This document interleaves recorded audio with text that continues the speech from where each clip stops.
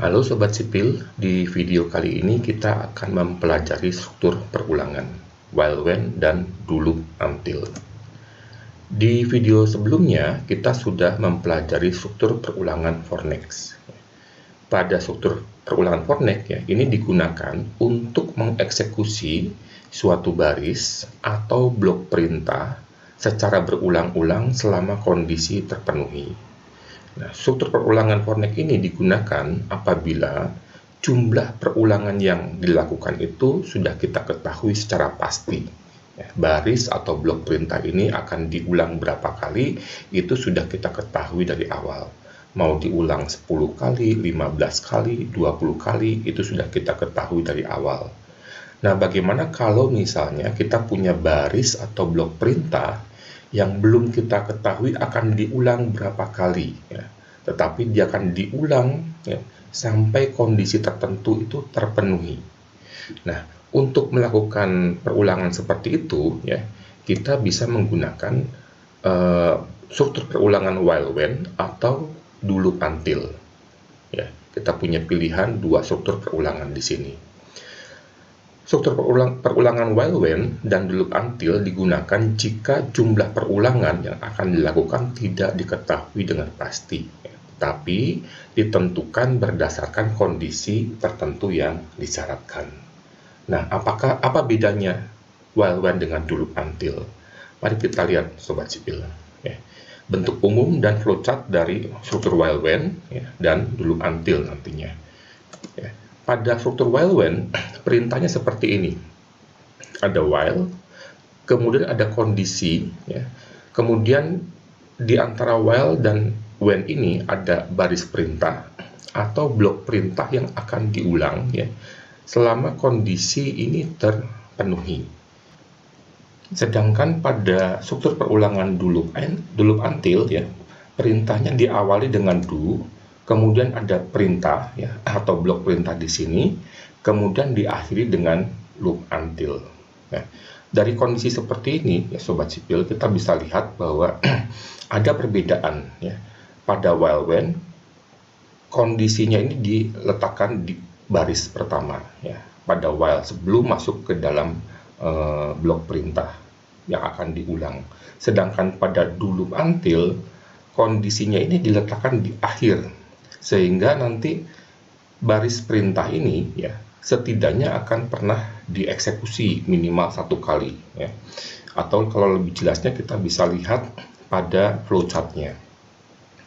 Kalau ini mulai atau baris-baris perintah sebelumnya, kondisi ini adalah syarat ini.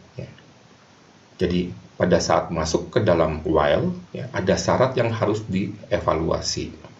Kalau syaratnya ini ternyata terpenuhi, maka akan dijalankan perintah-perintah di sini. Tetapi kalau misalnya syarat ini tidak terpenuhi, maka akan langsung keluar dari blok while when. Dia akan melakukan eksekusi baris-baris perintah sesudah when.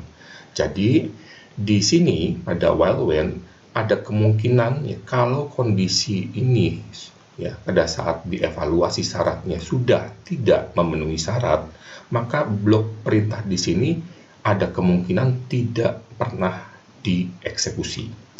Begitu syarat di sini hasilnya adalah tidak, maka perintah-perintah di sini tidak akan pernah dieksekusi. Langsung keluar. Sedangkan pada dulu until mulai atau baris perintah sebelum do, kemudian masuk ke do, dia akan jalankan dulu perintah-perintah di sini atau blok perintah di sini. Jadi minimal perintah di sini akan dieksekusi satu kali. Sedangkan pada while when ada kemungkinan perintah-perintah di sini tidak pernah dieksekusi. Itu perbedaan yang pertama. Kemudian perbedaan yang kedua adalah perulangan di sini atau blok perintah di sini ini akan diulang terus kalau hasil evaluasi kondisi di sini adalah ya. Begitu tidak, dia keluar. Tapi pada dulu until perintah di sini atau blok perintah di sini akan dieksekusi selama hasil evaluasi kondisi di sini itu tidak. Selama tidak, dia akan dijalankan terus. Jadi untuk lewat syarat di sini harus ya. yang baru akan dieksekusi. Ya, jadi pada while when baris perintah di sini akan diulang kalau hasil evaluasi kondisinya adalah ya. Pada do loop until ini akan diulang terus kalau hasil evaluasi kondisinya adalah tidak. Pada while when akan ada kemungkinan blok perintah ini tidak pernah dieksekusi. Ya. Pada do loop until minimal blok perintah ini akan dieksekusi 1 kali. Jadi sobat sipil tahu kapan harus menggunakan while when dan kapan harus menggunakan do loop until. Kita akan menggunakan while when kalau ya perintah-perintah di sini ya, baru akan dijalankan kalau kondisi ini ya memenuhi syarat. Ya. Sedangkan pada do loop until perintah-perintah ini akan dijalankan dulu 1 kali ya. Baru kemudian dievaluasi kondisinya, apakah memenuhi syarat atau tidak. Nah, demikian sobat sipil video kita kali ini. Semoga bermanfaat untuk semua sobat sipil. Kalau ada pertanyaan silahkan tulis di kolom komentar. Sampai jumpa di video-video berikutnya. Salam sobat sipil.